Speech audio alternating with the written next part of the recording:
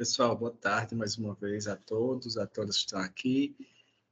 Eu sou Pedro, estou na coordenação do Núcleo de Residências, e aí a gente está começando agora a formação do projeto de assistência na regulação para enfrentamento das arboviroses. A gente, para quem não foi hoje pela manhã, na recepção dos R1, é um projeto novo que a Secretaria e a Escola de Saúde Pública, junto com o setor de regulação, estão enfrentando agora, a partir da necessidade e do aumento de casos de arbovirose em todo o mundo, mais especificamente aqui na Paraíba, e a gente está nesse projeto de assistência. A gente vai fazer a apresentação e depois segue com a formação. Então, de maneira rápida, eu vou apresentar o projeto para vocês. Então, esse projeto surge de um alerta epidemiológico do aumento de casos de dengue na região das Américas, 16 de fevereiro. Então, juntando com isso, na semana epidemiológica número 4, a gente foi notificado de 322 casos suspeitos de dengue, 74% de casos prováveis, 17 confirmados, 24% descartados. Então, a partir disso, a SES e a ESP, junto com a regulação, pensou num projeto que pudesse vir a combater, a pensar a formação e uma melhor maneira de enfrentar esse aumento de casos. Então, a partir disso, a gente fez com os objetivos de proporcionar aos residentes médicos da Escola de Saúde Pública a possibilidade de ampliação de campo de práticas a partir da vivência e do manejo da regulação de pacientes suspeitos e confirmados pela arbovirose, baseado em protocolos. Além disso, a gente proporciona a vivência no gerenciamento de casos sintomáticos graves para os municípios de origem. Então, o projeto vem, dentro da formação de vocês, a aumentar as possibilidades de enfrentamento, entendimento mesmo das arboviroses de uma maneira geral. Como é que o projeto é organizado? Como eu disse, é um projeto da Secretaria de Saúde, junto com a Escola de Saúde Pública e a Gerência de Regulação e Avaliação da Assistência. É um projeto que vai ser acompanhado pelo Núcleo de Residências da escola, pelo Núcleo de Desenvolvimento de Projetos Educacionais, também da escola, o NDEP, e pela Gerência Executiva de Regulação e Avaliação na Assistência. Então, esses são os 3 núcleos que vão acompanhar o projeto junto a vocês. E aí a proposta é planejar a assistência, a regulação para o direcionamento dos casos graves na rede, junto com a regulação e o programa de residência médica, a partir de escalas mensais, que os programas de vocês vão indicar. Então, cada coordenação do programa, mensalmente, vai indicar os residentes. Inicialmente, a gente vai fazer a formação teórica para todos os residentes da área médica, mas a parte prática iremos iniciar aqui em João Pessoa. A parte prática que eu chamo os plantões propriamente ditos. As formações para todo mundo e os plantões inicialmente aqui em João Pessoa. Então, na escala, os coordenadores dos programas vão organizar e indicar os programas, os residentes que vão estar nas escalas, sendo 2 residentes de plantão diurno e 1 para plantão noturno. Aí, lembrando que não é um plantão a mais dentro da carga horária de vocês. Faz parte da carga horária da semana padrão de vocês, com um campo de prática a mais no programa de vocês. Então, os plantões vão ocorrer lá na regulação, na Secretaria de Saúde, e a preceptoria também vai ser disposta pela regulação. Então, lá vocês vão ter a possibilidade de vivenciar essa experiência, de adquirir essa experiência, essa competência durante a formação de vocês. O projeto está previsto para ser de março a junho. Então, a partir de segunda-feira, já há uma escala que os coordenadores estão organizando. E, lógico, a gente pode ter alteração a partir do segmento dos casos de arbovirose. Então, é uma expectativa só esse período, e pode ser ajustado. Nas etapas, a primeira etapa, que já começa hoje, é a formação. Então, a capacitação dos residentes em arbovirose. Então, a gente tem um protocolo que é utilizado pelo Plano Estadual de Contingência para Controle das Arboviroses, 2024-2025, e um direcionamento do Ministério da Saúde. O Ministério da Saúde diz o que a gente vai fazer para esse enfrentamento.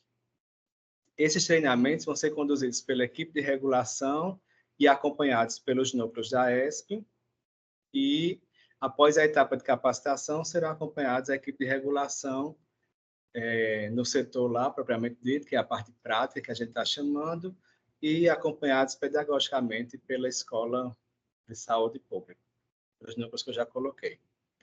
A etapa 2 vai ser através do acompanhamento do ambiente virtual de aprendizagem, que a gente utiliza o Moodle da escola. Então, todos vocês vão ser, todos os residentes, e aí, independente do ano de residência, vão ser inseridos no projeto e devem ser cadastrados na plataforma Moodle e terão a certificação com o curso de assistência às arboviroses, certificado pela Escola de Saúde Pública. Então, lá no Moodle, quinzenalmente, a gente vai ofertar aula, artigo e os fóruns de discussão do tema. Então, é importante que vocês partam, porque é um dos requisitos para a certificação, né, do curso de assistência, e aí a gente vai estar fazendo isso quinzenalmente. E mensalmente, os residentes vão dispor lá no Moodle também as atividades, o que fizeram, o que não fizeram, o que acharam bom, enfim, são os fóruns e a própria dinâmica do projeto para que vocês possam discutir lá, compartilhar casos, fazer relatos. Enfim, o Moodle vai ser a ferramenta desse projeto.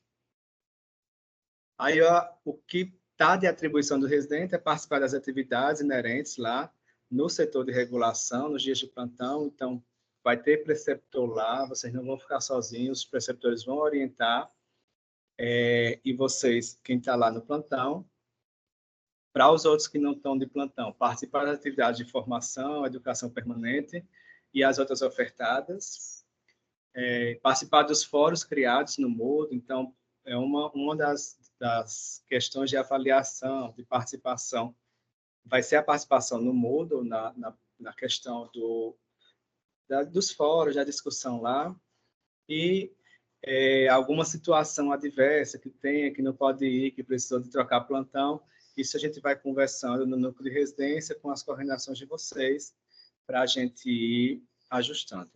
É importante a gente colocar que as situações a gente tem caso a caso, então a gente vai analisando e aí podem procurar a gente lá na ESP.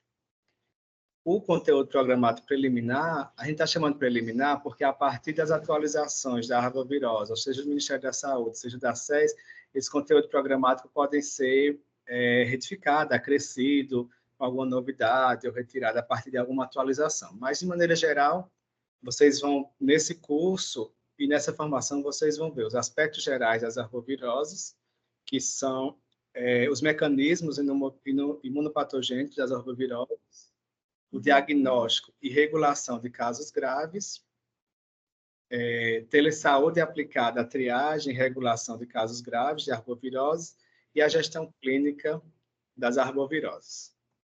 E de cronograma, também é um cronograma previsto. A gente, como eu disse, também pode ser alterado, e inclusive os temas de atividades também podem ser alterados de acordo com as atualizações das arboviroses. Então, hoje vocês vão conversar, ter a aula sobre os aspectos gerais das arboviroses.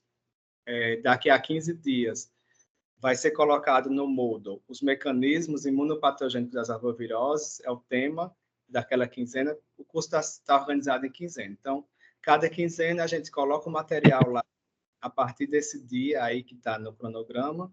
Então, o material vai ser disponibilizado, as atividades vão ser disponibilizadas no Moodle e a aula vai ser marcada. Então, a aula hoje aconteceu no dia que a gente está colocando o material. Mas aí, no dia 15, os materiais vão e a gente vai marcar as aulas de acordo com os facilitadores que vêm ministrar o tema para vocês. Então, os temas a gente vai ter aspectos gerais, que são os mesmos temas que eu já coloquei, né? Os aspectos gerais, mecanismos imunopatogênicos, o diagnóstico, a telesaúde, a gestão e os aspectos gerais que ficou repetido aí. A gente precisa só ajustar. Mas, enfim, esse é o cronograma previsto para a gente colocar. E aí, eu encerro a apresentação, mas aí a gente vai colocando de maneira... Fiquem bem tranquilos para tirar dúvida, para tirar questão. Daniel, já estou vendo uma pergunta aqui. Inicialmente... Só para te complementar, licença, gente, eu sou professora Valerie, estou nessa parte de apoio, né, do NEDEP ali da ESP também, então vou estar junto com o Pedro, auxiliando, em especial nas questões relacionadas ao ambiente virtual de aprendizagem. A gente já até pensou em algumas alterações no cronograma, algumas alterações temáticas que já foram apontadas pelas áreas técnicas da secretaria para nós também, então a gente tem já revisado isso. Fiquem bem tranquilos que a gente vai mandar o programa de curso para vocês, bem como, né, com os prazos, o que é necessário ser feito, a gente vai estar comunicando vocês em tempo real. É isso, obrigada. De nada, vale. Daniel, eu ia te respondendo. O projeto, a formação, são para todos os residentes. A Coreme, hoje pela manhã, ela encaminhou isso. Então, o projeto de formação em arboviroses vai ser para todos os residentes de todo o estado, toda da secretaria. A parte de formação. A parte prática, nesse primeiro momento, os plantões na regulação, sim, é somente para a primeira macro-região. E aí a gente vai ver se vai colocar para as outras macros, dependendo da dinâmica. Não, os plantões não vão, na terceira macro, não vão ser os plantões aqui em João Pessoa, Joyce. Os plantões, se forem ter para a terceira macro, na terceira macro, assim como já a segunda macro, na segunda macro. E aí a gente vê. Mas, por enquanto, não se preocupe, quem não é da primeira macro não precisa se preocupar com o plantão. Se houver a necessidade da implantação dos plantões na segunda e na terceira macro, a gente vai conversando e vai explicando a vocês para a gente ir ajustando à medida do possível.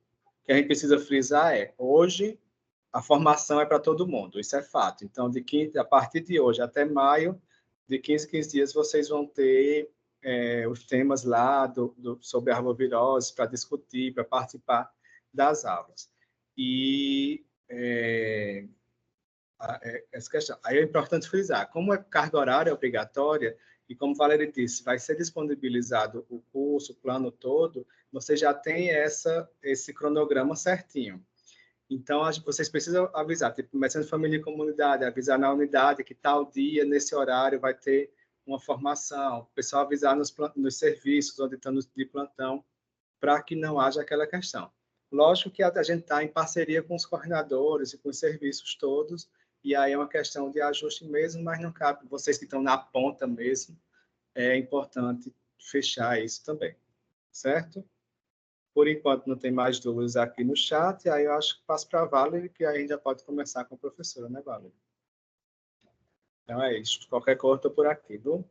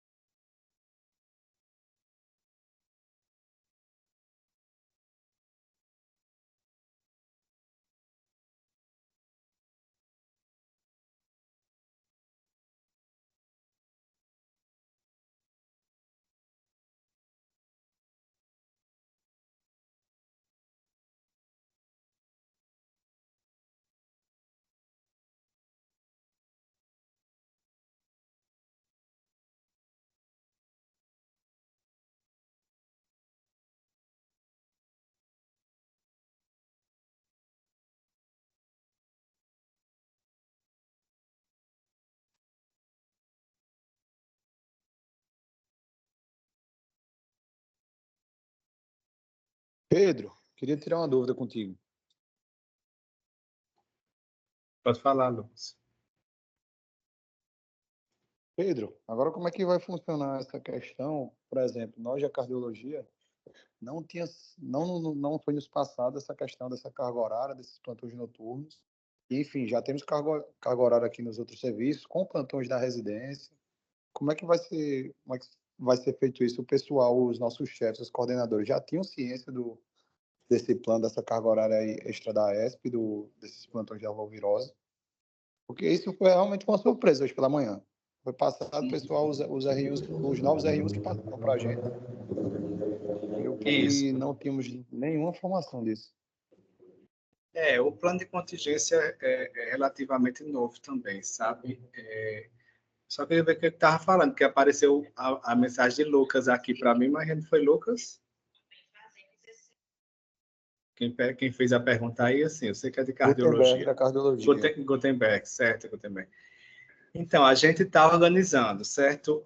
Foi uma questão nova das últimas 2 semanas mesmo para cá. Então, a gente conversou, aprovou na Coreme essa questão e a gente colocou para dar uma forma, se eu não me engano, dar 1 a 2 plantões por mês por conta do rodízio, para que todo mundo pegue a experiência lá de dar um plantão nesse período. E aí os coordenadores vão ajustar os dias de vocês de plantão. Então, é tudo conforme as coordenações colocarem, sabe?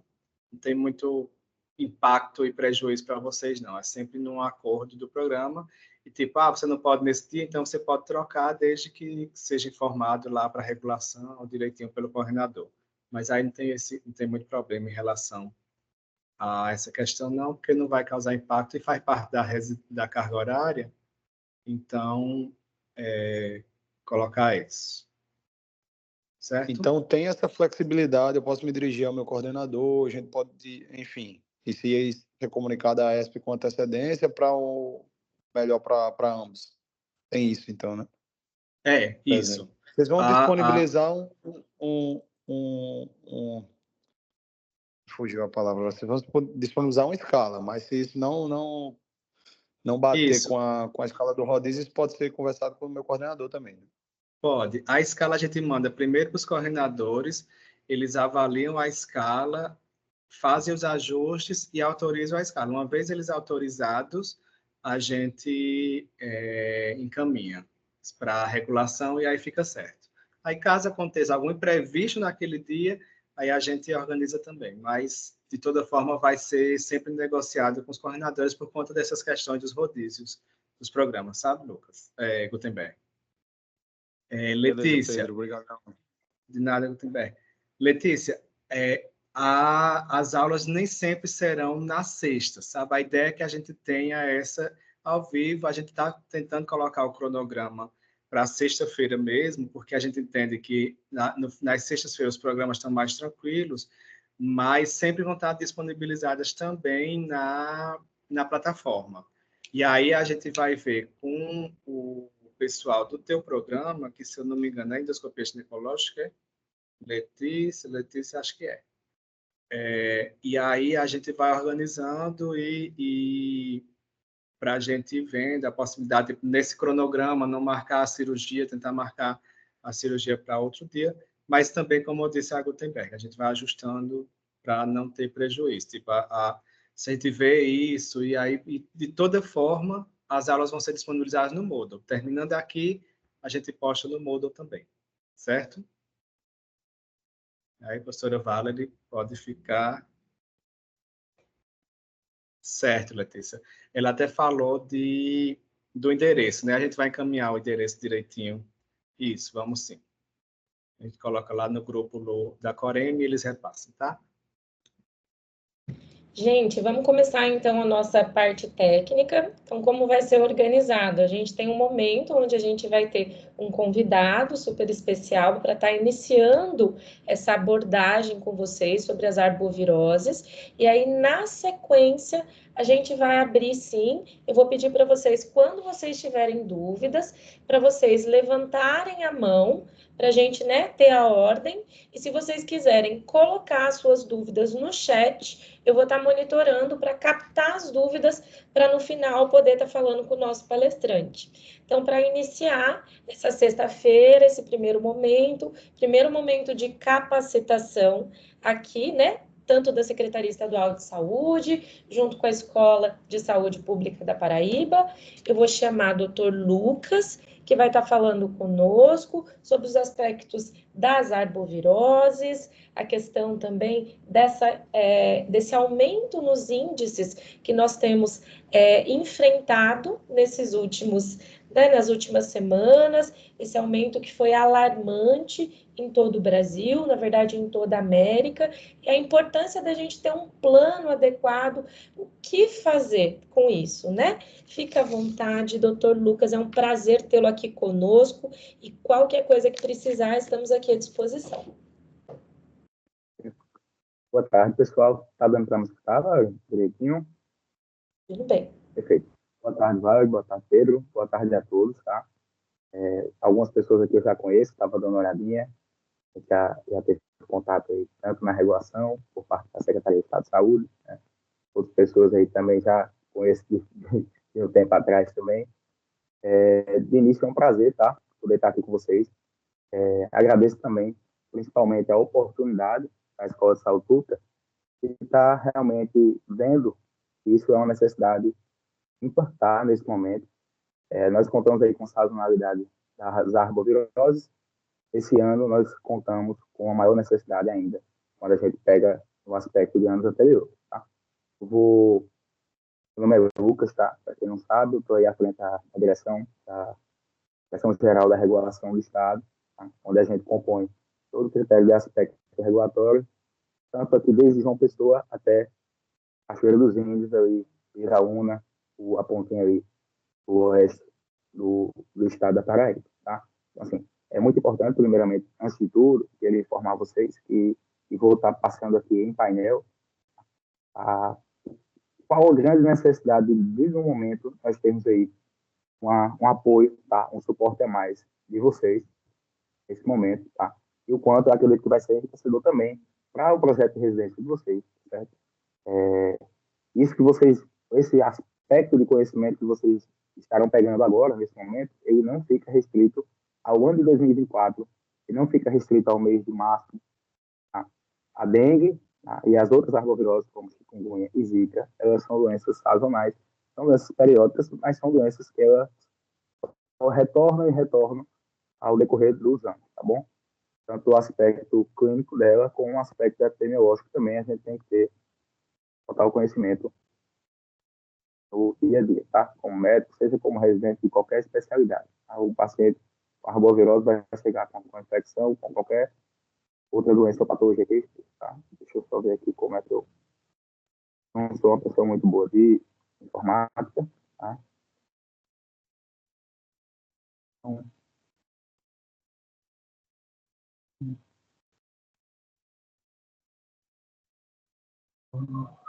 Mas acho que tem um botãozinho para você compartilhar na tela, não tem? Tem, só que dá umas opções, aí eu me embolo, né? Como todo analfabeto, né? Deixa eu ver. Verificar se o meu e até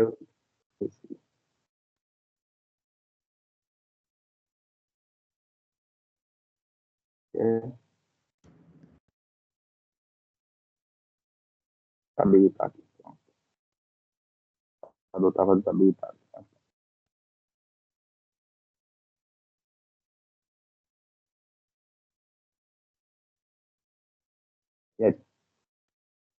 Agora você compartilhou tudo, a tua tela inteira e não Eu só... estou compartilhando tudo. Tá? Perfeito. É isso que eu quero mesmo, tá? E tá todo mundo verificando a tela por completo, né? Todo mundo vendo tudo, inclusive a gente mesmo. Tá bom. Ótimo. De início, tá? Antes de passar um pouco para a parte teórica, de antemão informo que eu sou uma pessoa bem prática, eu sei muito resolutivo, então não vai ser diferente também nessa apresentação de hoje, certo?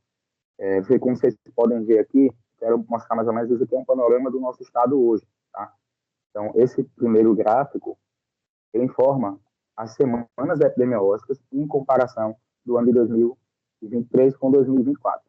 Eu quero que vocês percebam aqui a frente de aumento de casos, tá? Quero que vocês peguem aqui a semana 8, tá? Que foi a última semana concluída. Então, os casos prováveis em 2024 são 711, comparativo com 2023 de 143, tá certo? Assim, é um aumento muito expressivo, tá bom? Um aumento aí de aproximadamente 400% dos casos, tá certo? O número de óbitos, ele acompanha esse aumento, tá? De casos. Então, a importância disso é imensa, tá bom? A gente não nega, tá? A gente, como Secretaria de Estado de Saúde, o apoio do governo do Estado, a gente já vem informando aí planos, né, de restrição, para que realmente a gente consiga abarcar os pacientes. A gente sabe que vai aumentar muito. A gente tem uma grande dificuldade também. Para quem está aí na parte da pediatria, sabe que essa parte aqui é uma parte de extrema importância, justamente das síndromes respiratórias agudas, do foco na pediatria, porque realmente é o que aperta mais para a gente aqui na ponta, tá? Então, essa semana nova é uma semana que ainda não concluiu, que é justamente a semana que está dando início, tá? Então, é muito importante, tá certo? Eu queria informar aqui também, passar um pouco esse panorama. Esse BI, ele vai ser compartilhado com vocês, tá certo? Então, vocês vão ter todo acesso a esse BI, e com isso vocês vão ter mais ou menos uma noção. Ó, vamos lá. A outra importância de a gente ter justamente todos os dados epidemiológicos. A sazonalidade e a epidemiologia da dengue, ela não é para ter essa restrição, tá bom? Do sexo masculino para o sexo feminino. Isso aqui retrata justamente a procura ao serviço hospitalar, tá? Então, a procura ao serviço hospitalar, uma subnotificação muito pela parte do sexo masculino, justamente naquele aspecto de não querer procurar o serviço de saúde quando tem sintomas e sinais, né? Então, essa é a questão maior que justamente puxa um pouco para cá. Não tem restrição de sexo, a faixa etária do feminino para o masculino também não muda muito, tá? Então, peguem muito esse aspecto aqui, tá? A maior quantidade de casos, e essa é uma grande preocupação da gente como gerência reguladora, tá, do Estado, a maior quantidade de casos que são notificados são casos aqui, ó, entre a faixa etária de 15 aos 40 anos, aos 39 anos, tá? Então, essa faixa etária, ela, como vocês podem saber, eu vou comentar depois, não é uma faixa etária de risco, tá? Se eu não levar em consideração outros aspectos, ela não chega a ser uma faixa etária de risco. A faixa etária de risco é que chega a parte da pediatria das crianças e dos idosos, tá? Justamente constitui fator de risco para a patologia. Elas são também, de certa forma, subnotificadas, tá certo? Então, é justamente o que eu estava falando ontem, em um programa que teve, lá na regulação. Então, assim, o que acontece muito? Aquele papai, aquela mamãe, acha que a criança está com a virose normal, não procura o serviço de saúde, tá? Então, a gente já vem percebendo muito isso. Hoje em dia, para deixar vocês um pouco cientes, a gente tem uma problemática também, que é justamente de onde esse paciente adentra, tá? Eu digo isso porque o processo de trabalho de vocês, lá dentro da regulação, avaliando esses casos de dengue, dando as orientações necessárias, informando para onde o paciente deve ir ou não, tá? Para obedecer esse fluxograma de orientação e direcionamento do paciente. Muitas das vezes eles não chegam para a gente anteriormente, eles já chegam ou diretamente no serviço terciário, no serviço secundário, e muitas das vezes ele não chega ali na porta de entrada mesmo, seriam as UPAs, tá? Ou até mesmo na atenção básica, dependendo do quadro clínico dos pacientes, tá? Aqui a gente também tem todo esse painel, a gente vê os casos dentro do nosso estado, tá?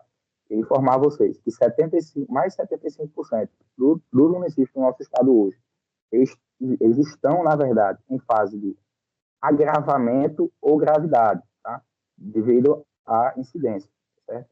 Mas, assim, não é que a gente está num momento grave ou um momento crítico agora, tá? Mas nós estamos em um momento justamente de ascensão, tá? Pela curva epidemiológica e muito ainda volto a dizer, pela subnotificação, certo?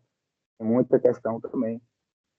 Aqui eu quero informar vocês do outro motivo, tá? A importância do conhecimento clínico, tá certo? Então, como é que eu pego para fazer? Eu pego de conclusão dos casos. Olha o quantitativo dos casos que vão pelo laboratório. Então, a quantidade de casos que vão pela via laboratorial para confirmação é muito baixa quando eu pego os critérios clínicos epidemiológicos, tá? Então, essa é a grande importância de a gente fechar diagnóstico, boa parte das vezes também usando o laboratório, tá? Mas boa parte das vezes inserir o paciente por um caso suspeito dentro do perfil aí da clínica do paciente, tá certo? Deixa eu só retornar aqui. Eu vou estar falando um pouquinho para vocês, como eu disse, de uma forma muito, muito rápida e didática, tá certo? Se alguém tiver alguma dúvida, pode levantar a mão. E já vou informando que a gente leva como base é justamente o, a portaria, né? O Ministério da Saúde, o fluxograma do Ministério da Saúde, tá certo? Eu fico meio perdido, às vezes, de apresentar assim, de forma virtual, não escuto ninguém, mas acredito que está todo mundo escutando, né? Tá dando para me ver, gente, nessa tela ou só compartilha a tela? Só para eu ver. Estamos Tá dando vendo. para te ver, Lucas. Só a tela, né? Ah, tá me vendo também.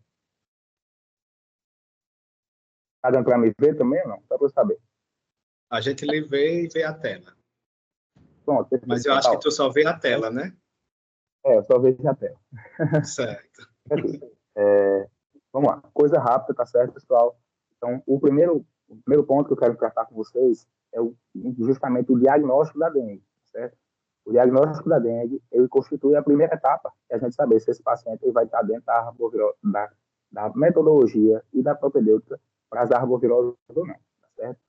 O diagnóstico, eu gosto sempre de ressaltar que, na verdade, nós temos 3 critérios clínicos, tá? E um critério, na verdade, ele é muito mais em relação à parte epidemiológica da situação atual, tá? E da conjuntura de onde o paciente se insere, tá? Então, a febre, ela é um importante, justamente, ela é um importante fator clínico dentro do paciente, tá? Mas ele não é uma coisa que define.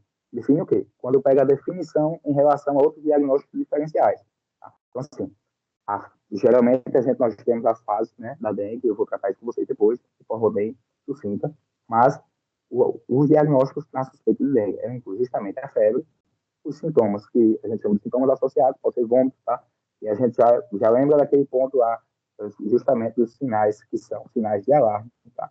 Vômito, justamente a gente já sabe o quanto se torna incapacitante, em boa parte das vezes, o paciente com dores, com mialgias, né, e artralgias, em caso da suspeita da dengue, e a gente também já se recorda que a diferenciação entre a dor causada pela artralgia e a mialgia, ela já pode também compor, na verdade, uma diferenciação do diagnóstico diferencial, né?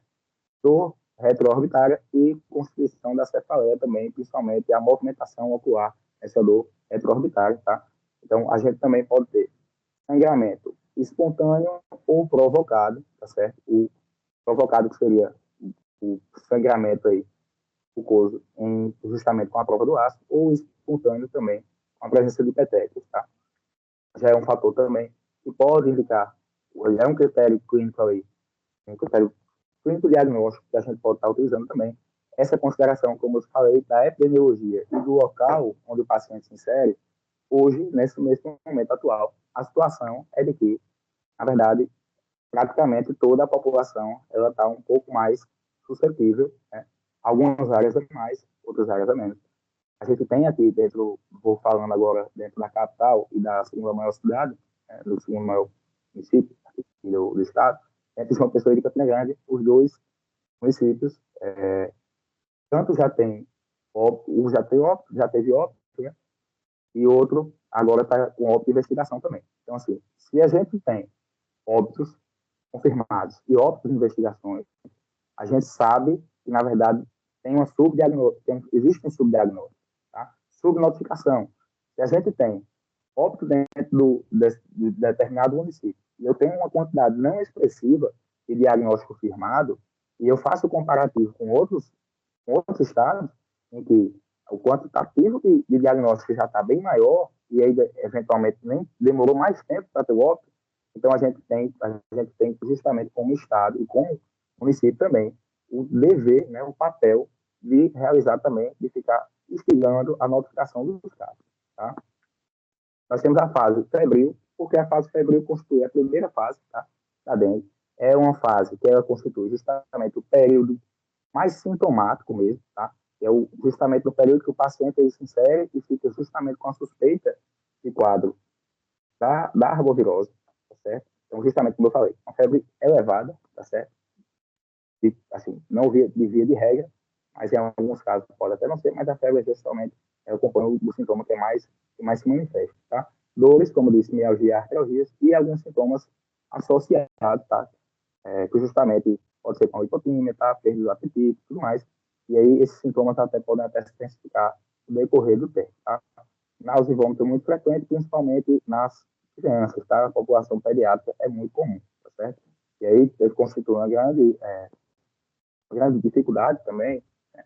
Porque, vamos lá, vocês estarão inseridos, tá certo? Inseridos em um ambiente de regulação. Vocês não estarão vendo o paciente, na maioria dos casos.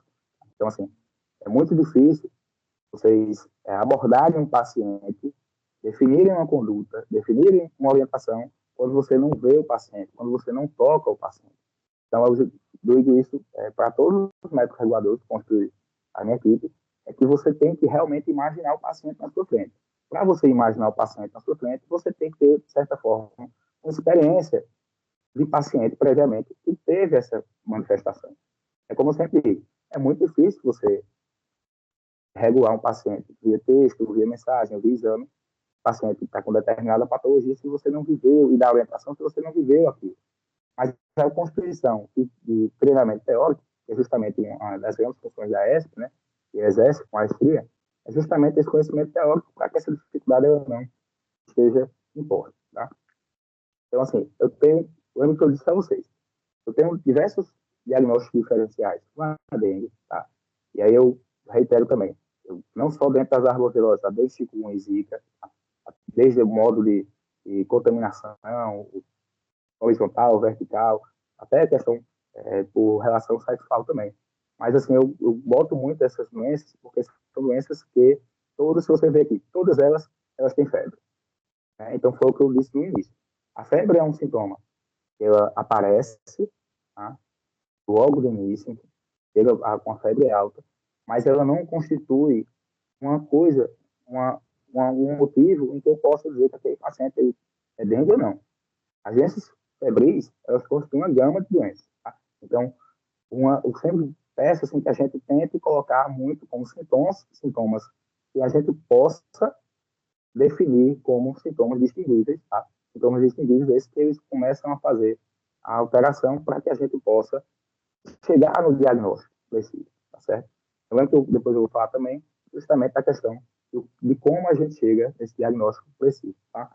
Então, assim, a gente vai ter muitos casos de gripe, tá?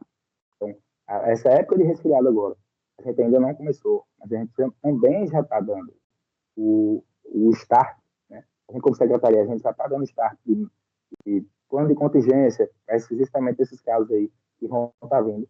Então, a gente tem que ter essa distinção, a gente tem que distinguir bem, tá certo? Então, febre, dor de garganta, tosse, coriza, tudo isso a gente coloca muito como quadro da dengue. Lembrando que a prova do aço, tá? O sangramento mucocutâneo, digamos assim, e boa parte das vezes aí provocado, é um importante prova a ser realizada, tá certo? Na dengue. Principalmente quando o paciente se insere no contexto da atenção básica. Tá?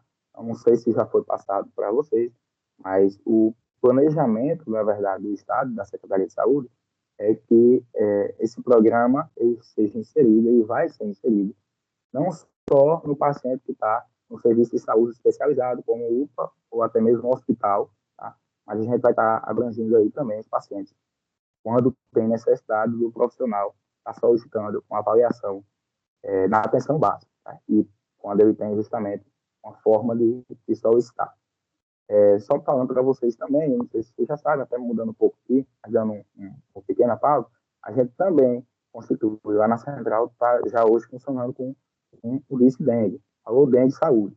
Então, assim, é um número 0800 que o pessoal pode estar entrando em contato, justamente para caso, assim, do paciente em si, da população em geral, para saber o que é que a população deve fazer, quando ele tem determinado sintoma e determinada fase da doença, para qual local ele deve ir, deve procurar o serviço de saúde imediato ou não, tá? Então, quem faz isso é justamente a turma da enfermagem.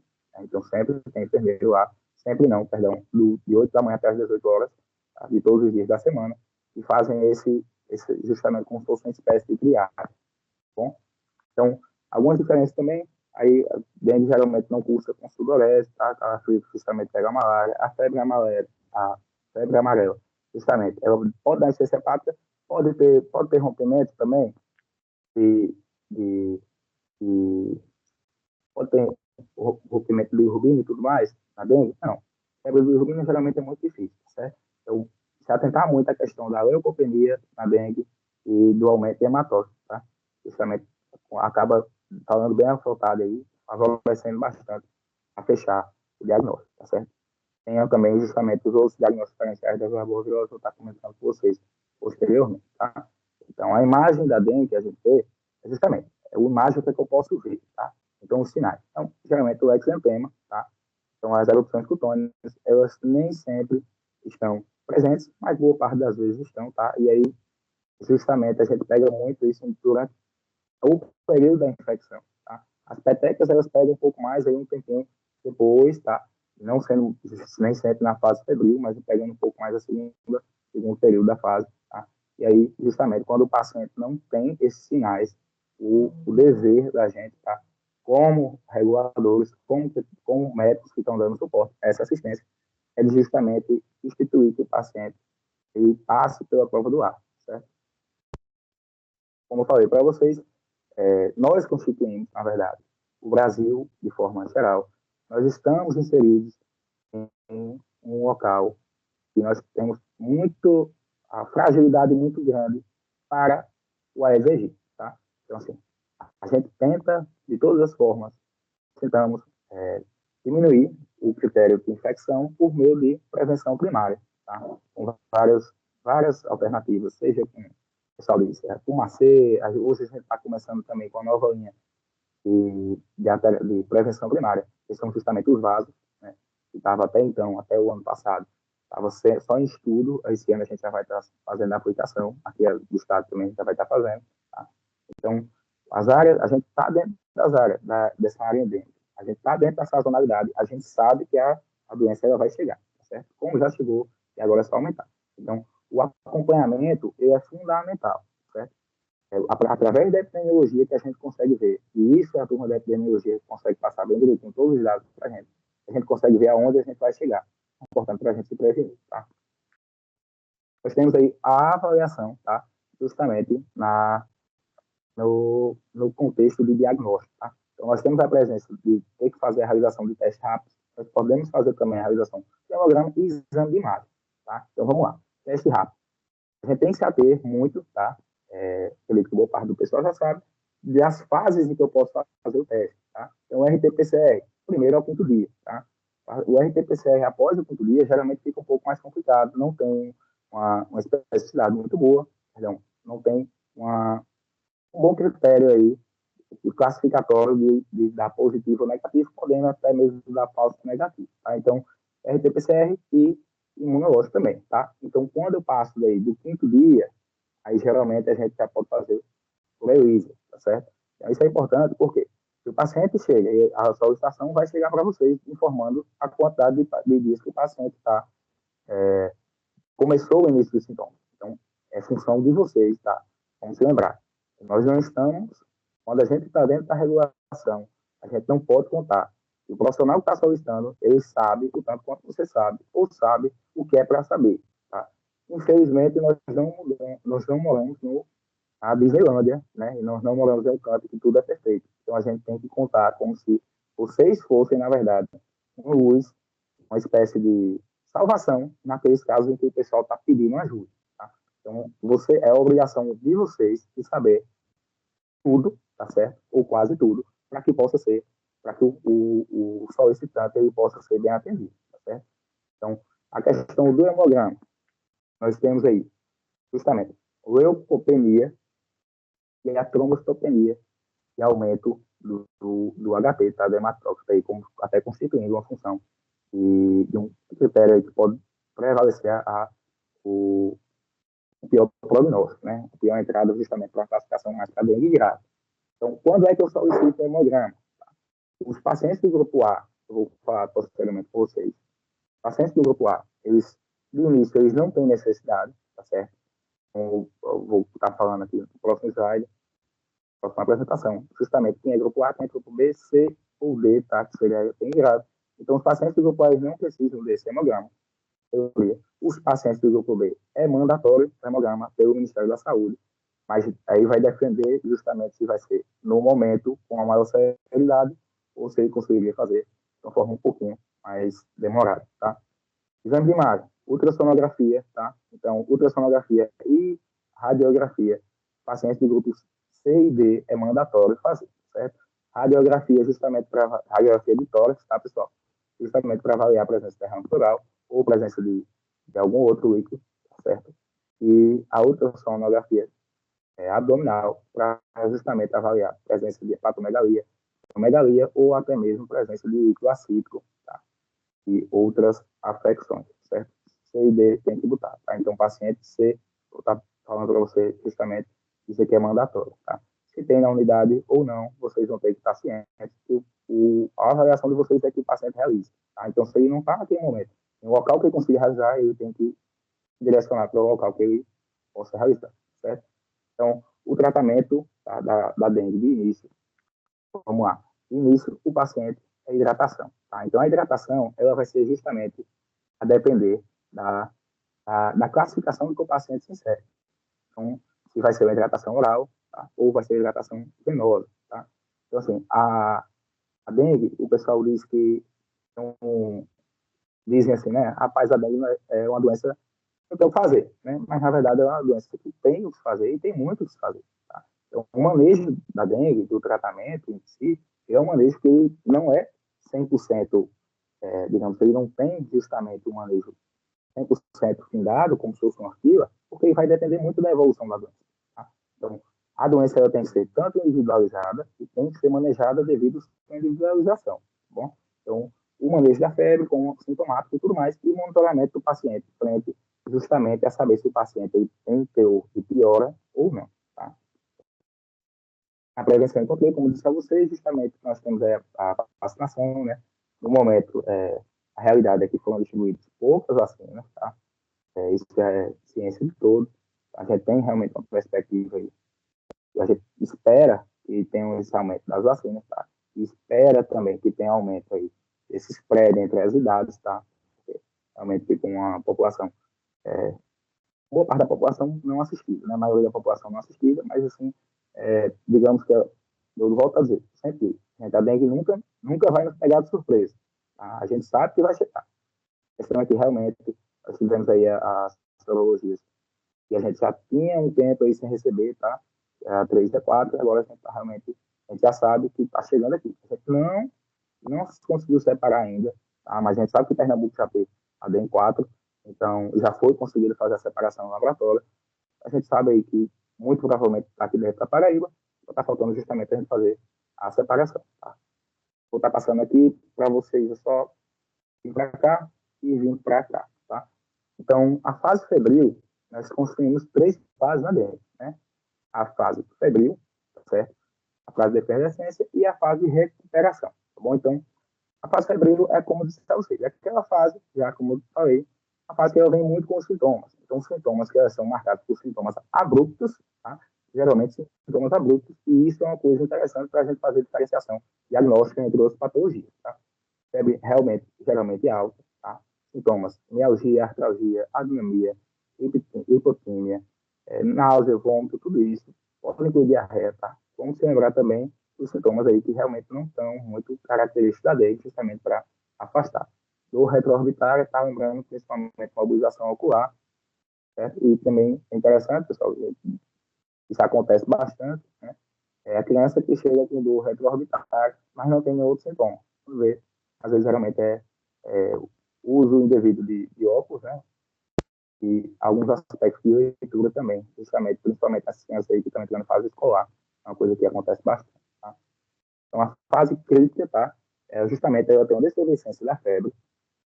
Esse gráfico é muito bom. Então, a viremia, se vocês perceberem, ela tem uma queda da viremia. Então, justamente por isso que vocês pegarem até o RT-PCR, ele pega até o D5. Porque a viremia, ela tem uma queda abrupta também, certo? Então, a gente tem que ficar ciente que é justamente nessa fase crítica, essa é a fase em que vocês precisam dar, de certa forma, ficarem com um olhar mais em conta. Os pacientes que são do grupo A, pessoal, porque, vamos lá, quem procura o sistema de saúde, geralmente, já de cara na fase febril. Quando você pega um paciente na fase febril, grupo A, você vai orientar ele de conduta ambulatorial, domicílio, né? Então, ficar fazendo os cuidados do domicílio, sintomático e tudo. Então, uma coisa muito importante é que vocês sempre orientem o paciente a retornar com 5 dias para ter uma reavaliação ou se apresentar os sinais de alarme que vocês precisam definir os sinais de alarme, tá? Então, justamente, sangramentos, tá? Justamente o sangramento, justamente pode ser provocado ou não, tá certo? Irritabilidade, tá? Esse é o paciente mais irritado, geralmente assim, com justamente irritabilidade até para alimentação e tudo mais. Acúmulo de líquido, tá? Seja líquido pericárdio, ou seja, líquido acítico, ou alguma espécie também de derrame pleural, tá certo? E aí também pode ser justamente hipotensão postural, geralmente é um sintoma aí de alarme, tá? Vômitos persistentes, tá certo? Também é um sinal de alarme que se constitui, tá certo? A adinamia, tá? E desidratação também. Geralmente fica por esse, tá? E sinais de hepatosplenomegalia, tá? Então aí a gente tem os critérios aí também da avaliação, e aí já fica um pouco mais a critério da avaliação do médico, tá? Então não é muito um sinal de alarme que a gente sinaliza para um enfermo, tá certo? A fase de recuperação é justamente essa fase. A gente tem, vou mostrar para vocês, a gente tem a transição das fases, tá? Então, essa fase de recuperação é caracterizada justamente para uma normalização mais do organismo. Então, é justamente nessa fase que o paciente ele volta assim, a ficar um pouco normal. Lembrando que ele não fica normal. Então, justamente nessa fase de recuperação, o paciente vai estar um pouco mais livre ali dos aspectos da doença, tá? Mas isso não condiz. Não significa que se o paciente estiver internado, tá? Eu vou falar posteriormente a vocês, se ele estiver em um ambiente hospitalar, não significa que nessa transição da fase o paciente já deve ir de alta, tá? A alta dele é uma alta programada, tá? Uma alta justamente que ela tem que obedecer critérios, certo? Como eu vou falar posteriormente para vocês, tá? Então justamente a transição da febril para febril, que é justamente a febre baixa, tá?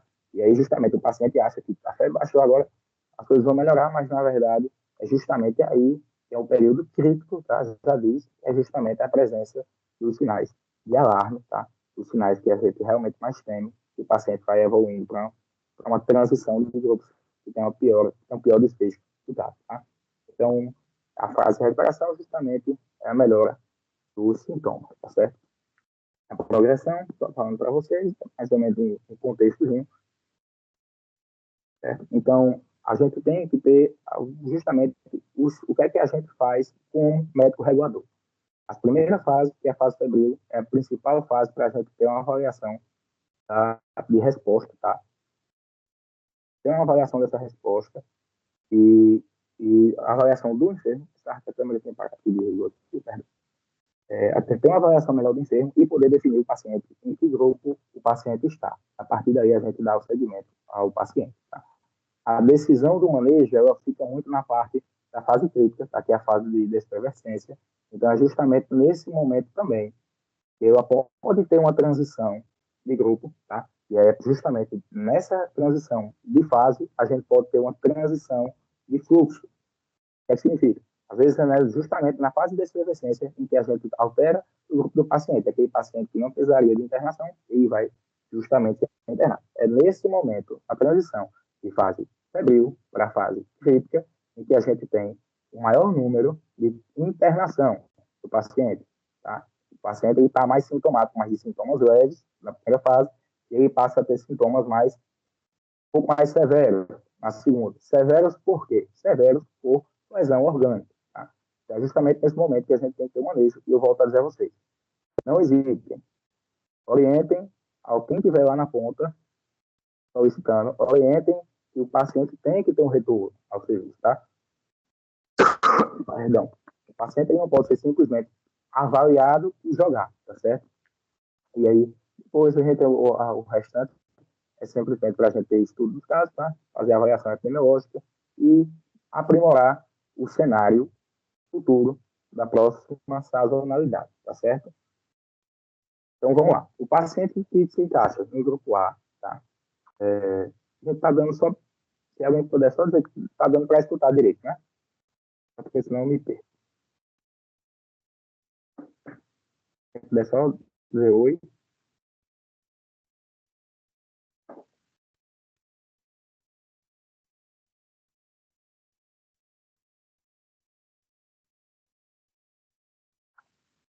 Alô? Oi, estamos te ouvindo. Porque senão eu fico achando que fiquei maluco de vez mesmo. Certo, vamos lá. Pessoal, então agora a gente vai entrar justamente detalhadamente na questão da separação dos pacientes por grupo, tá? Eu acredito que, na verdade, essa seja a parte mais importante, certo? Não desmerecendo as outras partes, mas certo? Vamos lá.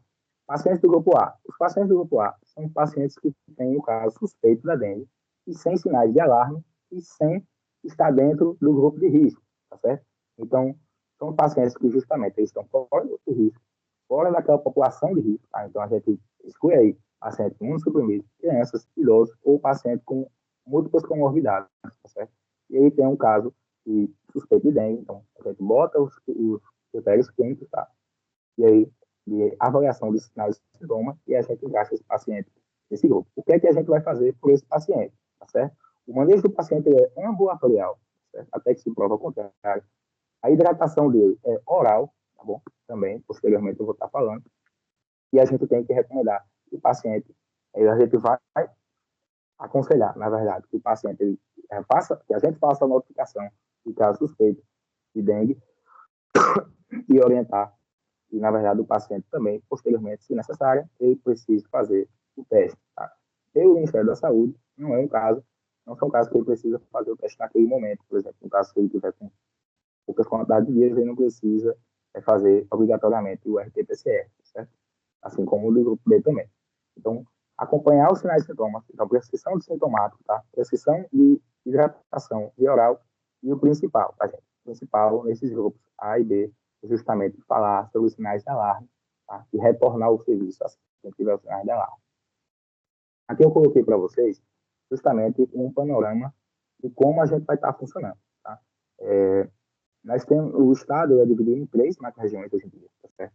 Então, nós temos aqui a primeira macro-região, que constitui as 4 regiões de saúde, a primeira, a segunda, a terceira e a décima, e a 13ª, tá? Então, que justamente pega mais essa parte aqui, Litorânea e Brejo, tá certo? A segunda macro-região pega mais aí a parte de Campina Grande, sobe até Picuí e desce até Monteiro. Eu posso estar lá, quando vocês forem, vocês vão ver a central de regulação, tem os mapas lá, e dá para ver bem direitinho. E a terceira macro-região que constitui o Sertão e o Alto Sertão. Nós teremos em João Pessoa, tá certo? Em João Pessoa, eu estou falando aqui não do hospital de referência, mas aí das tendas. Então, nós teremos justamente a inserção de tendas, tá? Tendas de hidratação e avaliação médica, para que a gente consiga dar conta da quantitativa de pacientes. Então, essas tendas, aqui em João Pessoa será inserida a tenda para a população adulta no Edson Ramalho, na parte da frente do Edson Ramalho. Tá? Então, avaliação médica, avaliação da enfermagem e poltronas também, e até um espaçozinho, se for o caso, precisar fazer alguma coisa mais de estabilização. E se o paciente tiver critério de internação, ele já entra para dentro do serviço, ou então vai para o hospital de referência, que vai ficar sendo o Clementino Fraga, a gente, para casos que precisa de acompanhamento intensivo. Tá? Por parte da pediatria, o hospital ainda marca. Ele tanto vai ter a tenda, como vai ser a referência para a gente. Certo? Então, na segunda macro-região, a gente fica com o HC de Campinas, tá? O local onde vai ser inserida a tenda de hidratação. E aí o que acontece? Boa parte das vezes, essas solicitações para vocês, elas vão vir diretamente dessas tendas, tá? Porque as tendas vão ter. Vai ter computador, internet, tudo mais, e qualquer dúvida por parte do médico assistente ou até mesmo da equipe de enfermagem que já pode entrar em contato diretamente com você. Então, por parte do adulto pediátrico fica um HC e a gente também tem um suporte pediátrico por parte do município em Campina Grande para a região municipal. Lembrando que, tá, gente? Uma coisa que a gente já percebeu durante os anos é que, na verdade, a porta de entrada, elas não são nos grandes centros. A porta de entrada geralmente são nas UPAs. Tá? Mas aí, volto a dizer, lá na terceira macro-região, o quantitativo de UPAs é um pouco menor do que quando a gente se insere aqui no contexto da capital e do município de Campina Grande. Tá? Então, tem que se atentar também. Então, a gente vai na terceira macro-região, a gente vai ter, é bem grande, tá? É bem distante, então vai ter do Complexo de Janduí, tá? No Hospital Janduí Carneiro, que fica em Patos, tá? No Hospital Regional de Patos, e no Hospital Regional de Cajueiro, no HRC, tá? As tendas. E por parte da pediatria, a gente vai estar abarcando esses pacientes também para internação, como também pela tenda, no Janduí, ou no Aldo Leite, tá? Inserido ali em Patos também, algumas das pessoas já conhecem, tá? O grupo B são pacientes com comorbidades, tá certo? Mas são pacientes que não têm ainda sinais de risco. E é o grupo A, um paciente com comorbidade ou dentro da população de risco. Tá? Então, eles precisam realmente que a gente tenha um certo manejo mais especializado, tá certo? Porque são pacientes que estão ali na linha. Então, geralmente são pacientes que, se a gente não se atentar bem, na verdade, às vezes é um paciente do grupo C. Então, a gente precisa justamente dessa classificação detalhada, tá certo? Para inserir o paciente no grupo devido. Tá? Então, são pacientes que também ainda se inserem como hidratação oral, tá certo? E, na verdade, o exame, que é frequentemente solicitado e determinado, é justamente o exame de hemograma. Tá? O exame de hemograma, o acompanhamento dele também é domiciliar. Tá?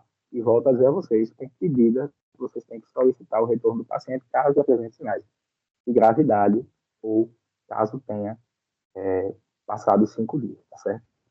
Então, por quê? Porque até mesmo os pacientes com 5 dias, às vezes ele nem tem uma sintomatologia muito grande, dependendo muito do paciente, né? Como eu disse, cada paciente é um paciente, tudo é muito bem individualizado. Às vezes ele tem um aumento muito grande da hematócrita, e aí isso já constitui que, na verdade, o paciente precisaria encaixar em outro grupo. Tá? Então, assim, é mandatório, tá? Grupo B, solicitação do hemograma, tá certo? O grupo C, ele já vai para um critério um pouco mais de alarme, tá? Então, é justamente, assim, não necessariamente ele tem que ficar internado, mas ele necessariamente ele tem que ir para um serviço hospitalar para ter uma avaliação, tanto clínica e laboratorial mais específica, tá? Isso lá no grupo C, o paciente, ele, após adentrar no serviço hospitalar, ele geralmente é o paciente para internação. Mas aí vai depender muito também da avaliação clínica, laboratorial e radiológica, tá? E ultrassonográfica do médico assistente. Radiológica e ultrassonográfica, porque, já como eu tenho dito a vocês, esses pacientes do grupo C, eles constituem justamente pacientes que precisam mandatoriamente fazer tanto exame laboratorial, tá certo? E devo sempre também solicitar albumina, tá? Esses pacientes, função renal, preferência e o hemograma, tá?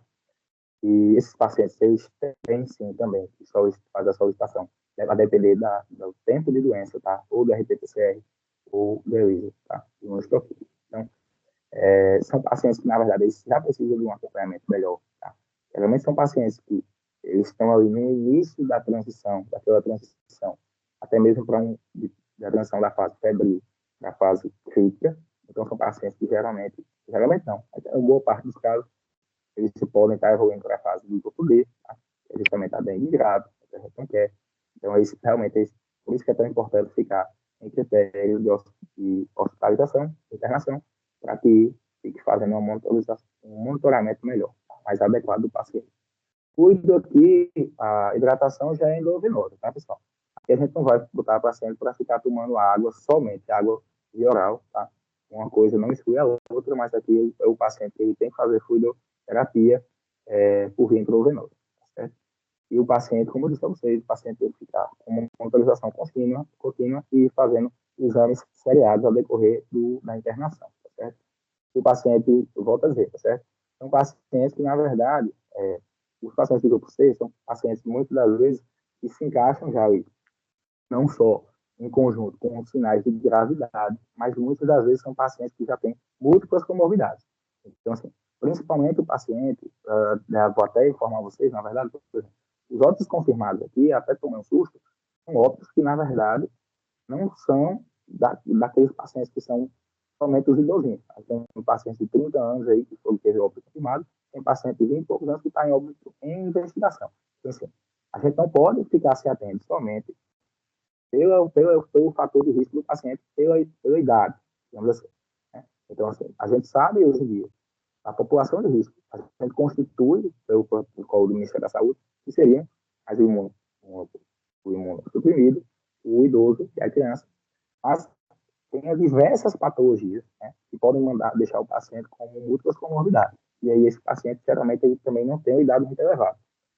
Então, são pacientes que eles chegam, tá, no setor do hospital, e que, na verdade, a dengue é só um adendo para ele causar uma instabilização do quadro. Mas o paciente tem múltiplos acometimentos, na verdade, por parte da saúde dele, tá? Grupo D, tá certo? Esse grupo D, ele vai ser manejado como um paciente, na verdade, em choque, digamos assim. Ele vai ser manejado como um paciente de urgência, tá? Não tem o que fazer. É um paciente que, na verdade, ele já tem lesão orgânica, então é um paciente que ele tem a fase daí, como a gente diz, a fase grave, tá dentro, né? Então, disfunção orgânica. Então, a prática terapêutica de disfunção orgânica, a gente tem que intervir de forma extremamente rápida, certo? Pode ser um setor de vermelho, estabilização, mas esse paciente ele tem que ficar em leito de UTI, certo? É o paciente que obrigatoriamente ele tem que ficar no leito de UTI. Se você for estabilizar o paciente antes, ok. O local de UTI é o local de continuidade, mas ele tem que ter toda essa estabilização. Suporte tanto endovenoso de hidratação severa, certo? Mas aí tem que ter muito cuidado também, tá certo? Aí porque eu tenho que transferir rios de solução cristalóide, tá? Tudo isso é bem manejado e tem tudo isso bem detalhado também pelo protocolo do Ministério da Saúde. Então, geralmente aqui é um paciente que não entra só com hidratação com cristalóide. Né? Geralmente é um paciente que tem que ser avaliado também questão de infusão de plaqueta, sangue, de plasma, né? Então, são casos extremamente individualizados, tá certo? Só queria lembrar vocês que é papel de vocês também, tá certo? Com esse suporte, por parte que a ESP fez parceria justamente com a Secretaria de Estado de Saúde, com nós da Gerado, é o papel também de vocês, e vocês também têm suporte, tá certo? Nós temos aí uma gama de assessores também, de especialistas, assessoria, e que podem dar o suporte a vocês também para pegar esses casos, tá? Então, é um paciente, muitas das vezes, como eu volto a dizer, nem sempre nós temos pacientes, nem sempre nós temos profissionais ao decorrer de todo o estado. Temos 223 municípios. Então, nem todo profissional que está atuando hoje no estado da Paraíba ele tem conhecimento para manejar um paciente crítico, mas ele tem um apoio, e esse apoio são vocês. Então, vocês precisam sempre estar com esse conhecimento, de fazer esse manejo, perdão, principalmente nesses casos. Tá? A gente não se atém só a esses, mas principalmente nesses. São casos graves, são casos que podem ceifar a vida do paciente, tá? E, assim, de forma bem rápida, tá certo, pessoal? Então, as orientações, tá? Como eu tenho dito, hidratação do grupo A, hidratação oral mesmo e sintomáticos, tá certo? O do grupo B, manejo também contorcional ambulatorial, hidratação oral, sintomáticos e ficar avaliando principalmente essa questão de sinais de gravidade e exame laboratorial, como eu tinha falado também, que seria o hemograma, certo? Do grupo C, geralmente fluidoterapia endovenosa, tá certo? Alguns casos pode ser feita a hospitalização, mas ele tem que adentrar o hospital para justamente verificar se ele vai precisar verificar ou não. Aí vai depender também da conduta do médico lá, mas esse paciente ele tem obrigatoriamente que entrar no hospital. Não que ele vá ficar, mas ele tem que entrar no serviço de maior especialização, tá? Serviço em que ele tenha exames radiográficos, ultrassonográficos e laboratoriais, tá certo? E no grupo D, como eu disse a vocês, o paciente que precisa de cuidado intensivo, então, que ser feito é o paciente grave, tá certo? Então, a gente tem aqui, bem rapidamente, para só deixar com vocês, alguns critérios para hospitalização do paciente. Então, como eu disse a vocês, os critérios para hospitalização, eles dependem de sinais de alarme, como eu disse a vocês. Sangramento, dor abdominal intensa, vômito persistente, líquidos, que, como eu tinha falado, pode ser líquido pericárdico, líquido em derrame pleural ou líquido acítico também, certo? Pato de esplenomegalia, hipotensão postural, certo? E, a questão de hidratação diminuída, tá certo? Então, tem vários sinais de alarme, e aí, como médico assistente, ele tem que saber. Aí já é diferente dos sinais de gravidade que a gente comunica para o paciente, mas, se você tiver isso, você retorna, porque tem coisas que realmente o paciente não vai saber que tem isso que pede. Mas a gente, quando o paciente chega para saber se eu vou hospitalizar ou colocar o paciente em determinada enfermaria, ou sala de estabilização, ou vermelha, ou UTI, aí o médico paciente tem que saber. Se ele não souber, quem vai dar o suporte são vocês, tá? Então, se ele tem sinais de alarme, se ele tem gravidade, como eu falei, principalmente lesão de órgão-alvo, ou então, com base dos critérios, e até mesmo fazendo choque de critério clínico com critério laboratorial, você tem uma decisão de hospitalização do paciente. Tá? Os casos graves, eles têm que ter monitoramento 24 horas, tá? Suporte ventilatório em sala, ou no caso, ele tem que ter o suporte ventilatório ao lado do paciente, isso é obrigatoriedade, tá certo? E o fluido tem que ser intravenoso, certo? E aí, lembre, eu vou estar passando para vocês, assim que vocês adentrarem na central, nós temos hoje na Paraíba 12 locais que constituem o hemonúcleo. Né? Digamos assim, então 12 locais, 12 serviços do Estado, em municípios distintos, em que eu tenho disponibilidade de plasma, de plaqueta, tá? de reopticitado. Ai, meu Deus do céu, quase como. Então, assim, a gente tem que justamente tentar, quando esses pacientes tiverem PID, colocar esses pacientes justamente nesses locais. Ou, ao menos, tentar. Tá? Vai depender muito da situação do paciente, para ver se ele consegue chegar ao local ou não, tá?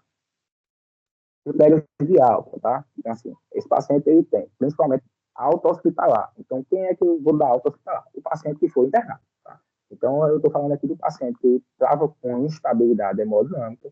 Esse paciente, ele não pode passar, ele trocou, a partir de agora, rapaz, mas ele está estável, doutor. Esse paciente não vai de alta, tá? Esse paciente tem que ter um acompanhamento de 48 horas de estabilidade. Voltou a apresentar instabilidade, mais 48 horas de forma estável, tá certo? A dengue e outros sinais assim, de outras arboviroses, a gente vê muito isso também na chikungunya, tá? Principalmente na chikungunya cronificada. Quem já teve aí a fase aí de crônica da chikungunya, sabe que, na verdade, ela vai e volta, ela vai e volta. E a dengue, principalmente nesse período, ela pode até ter esse comportamento também de sintomatologia, principalmente a dengue grave, e fazer o aspecto de instabilidade, tá? Justamente pela lesão de órgão-alvo, certo? E o paciente também sem febre durante as 24 horas e tem que retornar e deixar de ter aquela sintomatologia, tá certo? E principalmente apetite, a mialgia até pode ter um pouco, mas a dinamia ele tem que ter, já ter cessado essa dinamia dele, tá certo? Principalmente essa diurese teve acometimento de função renal, tá? Então, a avaliação inicial do paciente, ele vai ser hospitalizado, decide e sabe, isso aí já em ambiente hospitalar, se ele vai ser proveito da observação ou UTI. Tá? Geralmente, o serviço da gente, não vai ser, não serão vocês que irão definir se o paciente vai para leito de observação ou de UTI de cara. Porque, geralmente, a maioria dos casos são pacientes tipo C. Vai para a avaliação do serviço de referência e lá eles tomam conduta. Mas, né, quando chega uma solicitação, a central, a gente destina o paciente para o leito adequado. Então, a gente tem que ver. Tem sinais, tem casos e casos e casos. Esse paciente ele não pode ir para uma avaliação, né, sem ser um leito de UTI, tá? Em casos graves que chegam. Tá? Isso muito por parte também por um certo desconhecimento da população, tá? Que às vezes acha que na verdade, quando vocês acham que é uma coisa tranquila, e na verdade a paciente já passou da fase de febre extrema, né? Quando veio ele entrou aí com lesão de órgão-alvo de forma repentina e de vários órgãos, tá? Então, estabilização, ausência de febre e aí, posteriormente, o paciente tem a recuperação fisiológica, tá certo, gente? Grupo de risco, comorbidades e comprometimento orgânico constituem justamente a tríade para saber se o paciente vai ficar no leito de UTI ou não, tá? Os cuidados pós-alta ficam aí sobre orientações do médico assistente, certo? Nessa fase em que o paciente estava em um leito específico e o médico assistente estava tomando conta dele, a gente espera ao menos espera, que ele tenha um plano de cuidado para esse paciente e tenha as orientações, tá? Tanto orientações para ele, como também até para os próprios familiares também, pensando num acompanhamento familiar do paciente que ele passou um tempo, ou seja, um UTI, ou até mesmo uma estabilização overnight, tá? Então, a avaliação é contínua, tá certo? Se ele tiver um choque ou hemorragia, é intervenção imediata. Lesão de órgão-alvo, choque, seja ele hipovolente, que é o grande, majoritariamente é o choque que é destinado aos pacientes por aí, tá? Então, esse paciente ele tem que ter o EPI, tá? E posteriormente, dado alta, tá certo, gente? Deixa eu só ver aqui. Esse aqui, gente, é como eu disse a vocês, todo mundo já deve ter isso, né? Acredito que sim. Esse aqui é o fluxograma. Não tem um arquivo mais completo sobre dengue em uma folha só do que o fluxograma da dengue, tá? Porque esse fluxograma aqui do Ministério da Saúde, certo? Queria só falar a vocês, é um prazer, tá, gente? Tá constituindo aí com vocês esse podendo ajudar um pouco, né? Saibam que vocês estarão ajudando muitas pessoas. A gente, como regulação, como falando aí por parte da geral, tá? Tem muita gente que acha que, na verdade, é difícil a gente ajudar os pacientes, mas, na verdade, todo dia a gente ajuda muito mais do que o paciente que está até mesmo com um só. O quantitativo de pacientes que chegam para vocês é um quantitativo expressivo, tá? Então, não achem que é fácil, tá certo? Regular paciente não é fácil. Na verdade, é mais fácil você atender o paciente olhando, tá certo? É bem mais fácil, vamos por mim. Regular o paciente sem ver é um pouco mais difícil. Dar conduta ao paciente sem ver, ele requer maior conhecimento teórico, tá certo? A verdade é essa. Então, mas é muito gratificante, tá certo? Muito gratificante. Eu acho que vocês terão aí acho que a ESP acertou bastante, né? Está fazendo aí esse momento. Eu acho que a gente pode até depois, posteriormente, também pegar essa turma aí e estar tá inserindo em outras situações de sazonalidade, né? Fica aí, eu acho que já é uma coisa bem bacana. A gente, não vou mentir, tá? Eu não minto para vocês, por dados epidemiológicos, a gente vai ter o surto e vai acontecer. Então, a gente vai ter que se preparar, e a gente precisa de vocês para estarem preparados também em conjunto, certo? Eu me coloco à disposição. Geralmente, eu estou ali na central de regulação, tá? Então, qualquer dúvida também que precisarem, eu vou estar falando para vocês, e qualquer material também que precisarem, eu vou também estar disponibilizando a vocês, certo? Agradeço aí mais a oportunidade. Fiquem com Deus. Qualquer coisa, podem falar, certo? Lucas, obrigada pela tua explanação, acho que tirou as dúvidas, ou, aliás, acho que foi uma excelente colocação para que a gente comece a ter dúvidas, né? Porque acho que os meninos, eles vão ter mais dúvidas quando estiverem na prática, de fato, que é onde a gente percebe as limitações. Eu tenho algumas pontuações que eu queria que você complementasse, até para acalmar os residentes. Como você tem lidado com esse processo, por exemplo, de estratificação de risco, considerando a telesaúde? Então, acho que uma das coisas que é bem importante eu retiro o paciente, eu não estou com o paciente na minha frente e existe um viés de relato do paciente em relação aos seus sinais e sintomas. Então, o que eu quero dizer com isso? Alguns pacientes que se trazem, eu estou muito mal, eu estou muito grave, e aqueles pacientes que, na verdade, também subestimam alguns sinais e sintomas. Como lidar com isso? Vamos lá. É uma questão que a gente todo dia. Isso aqui é uma coisa diária, tá? É algo bem frequente. E bem frequente pelos dois motivos. Né? É muito frequente pelo motivo por parte do médico, e muitas das vezes ele quer se livrar do paciente. Então, ele coloca o sinal de gravidade, o sinal de alarme, justamente ele não ter esse paciente na responsabilidade dele, boa parte das vezes não é, certo? E também, se for entrando no critério do paciente se expressar de uma forma como se ele tivesse um aumento como se ele tivesse com sangramento de domicílio, às vezes ele chega relatando que teve algum sangramento, isso ele chega na unidade de saúde, na UPA, informando que teve 14 episódios de vômito. Assim, e aí depende muito do paciente. O paciente chega dizendo que teve um sangramento em grande monte. Ele chegou, quando o pessoal foi fazer a avaliação laboratorial, não teve nenhuma queda da HB em determinadas horas. Então, assim, a forma que a gente faz, na verdade, eu não vou dizer que é uma forma da gente realmente melhorar isso instantaneamente, mas a única forma que a gente consegue fazer, na verdade, no momento, é questionar. Então, se vocês percebem, quando vocês veem a ficha, na verdade, de solicitação, vocês pegam a ficha do paciente, que é sintomas, qual é a diminuição, né? Na verdade, a evolução, sintomas, hipótese diagnóstica, sinais vitais e exames laboratoriais anexados. Então, acho que uma grande checagem, tá? Uma grande sacada, na verdade, da regulação é vocês sempre tentarem bater os sinais e sintomas que o paciente apresenta com os sinais vitais dele, tá certo? Não adianta o paciente dizer que ele está com extrema falta de ar, o paciente, quando vê 99 de saturação, a frequência respiratória de 14, tá? Então, isso não, as coisas têm que bater. E principalmente com exames laboratoriais também. Gente, tem falha, tá?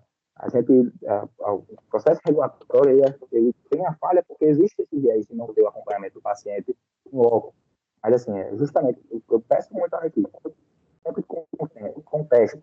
Vocês veem que tem um paciente, na verdade, a avaliação do médico, ela não condiz com sinais vitais e laboratório, vocês podem contestar, mas podem entrar, na verdade, o Saúde NIT, ele permite que entre em contato também por via telesaúde e televídeo saúde, né? Então, assim, isso é muito bom para contestar a solicitação. A gente pega muito problema com isso, tá? E não só isso, aí a gente também tem a prevenção, digamos aí, uma prevenção secundária, uma primária só que estendida. É o quê? Esses casos de pacientes que chegam e a gente manda, vou dar um exemplo, eu pego um paciente aí, eu vou até tirar um pouco do contexto da arbovirose, mas o cara chega e diz para mim que o paciente teve 3 episódios de hematêmese, o paciente não está conseguindo, não sei o quê, ou então às vezes ele chega e diz assim, rapaz, ele está com a hemiplegia direita, desvio de rima, está afásico e tudo mais. Aí o paciente vai, eu boto o paciente no grande centro. Quando o paciente chega no hospital, no grande centro, o paciente chega falando, chega se movimentando, faltando dançar. Então, assim, a gente tem um canal também de notificação, né? A gente tem um e-mail de notificação, que é o contato regulação.gmail.com, que eu faço combinando com vocês, e que o médico que aceita, ele faz a denúncia com o formulário que foi mandado e como o paciente chegou. E a partir daí a gente vê que a história não casa, ela não bate, na verdade. Então, é uma forma de a gente, não vou dizer recriminar, mas é uma forma de a gente reeducar o cara que faz a solicitação, para ver se ele, na próxima ele não erra, porque ele é notificado frente ao CRM, quando médico, ao COREM, quando enfermeiro, tá? E a própria direção do hospital é notificado também, porque, de certa forma, o profissional ele está ali na responsabilidade do próprio diretor. Eu vou só aproveitar aqui, tá? Porque eu vi, tem uma pergunta, uma vez da gestante, ele perguntou, ele vai se manter o mesmo, tá? Então, aqui, o manejo da gestante, a gente vai ter que tratar dela na freio da manhã, tá certo? O manejo da gestante, na segunda macro-região, ela se mantém no alto risco e zero, né? Então, ele se mantém por lá. É um serviço do município, mas ele se mantém por lá. E na terceira macro-região, ele se mantém na Pelegrino Filho, tá? Então, os serviços já estão cientes também. A gente abarca as pacientes da mesma forma, já com a educação continuada também dos próprios profissionais que fazem parte das unidades, tá? Já sabendo da quantidade que vai aumentar, tá? E principalmente também, sabendo aí, vale se lembrar, né?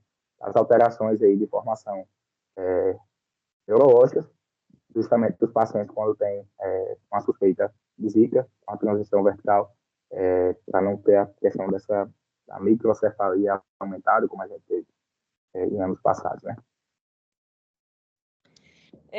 Lucas, ainda aproveitando essa questão da estratificação do risco, já que a maioria dos casos vão ser risco A, então o paciente vai para casa, esse paciente vai ser hidratado em casa, vai tratar a febre em casa, mas é importante que haja uma conscientização, que esse paciente ele entenda sobre os seus sinais de alerta, possíveis sinais de alerta, e que ele dê algum retorno para o serviço de saúde. Eu queria que você novamente colocasse isso, como acontece esse retorno depois de 5 dias, ou passou a fase febril, o paciente evoluiu bem, ele tem que dar retorno para quem?